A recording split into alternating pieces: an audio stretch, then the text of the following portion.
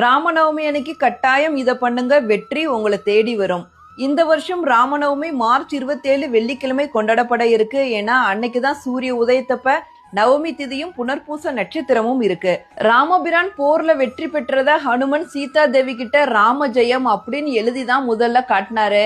ராம ஜெயம்னா ராமர் வெற்றி பெற்றார் அப்படின்னு அர்த்தம். நம்மளும் வாழ்க்கையில வெற்றி பெறணும்னா ராம நவமி அன்னைக்கு ராமபிரான் முன்னாடி உட்காந்து 108 தடவை ஸ்ரீ ராமஜெயம் எழுதுங்க. வெற்றி உங்களை தேடி வரும். எங்கெல்லாம் ராமநாமம் ஒலிக்கிறதோ அங்கெல்லாம் ஹனுமன் நிறைந்து இருப்பாரு.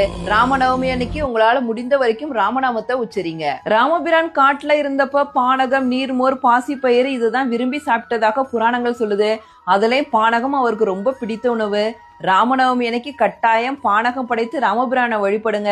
அவருடைய மனம் குளிர்ந்து உங்களுக்கு வேண்டிய வரங்களை கொடுப்பாரு. ராமபிரான் அவதரித்த ராம நவமி அன்னைக்கு ராமரை வழிபாடு செய்யறது மட்டும் இல்லாம அவரை மாதிரி ஒழுக்க சீலராகவும் வாழ்வோம். ஜெய்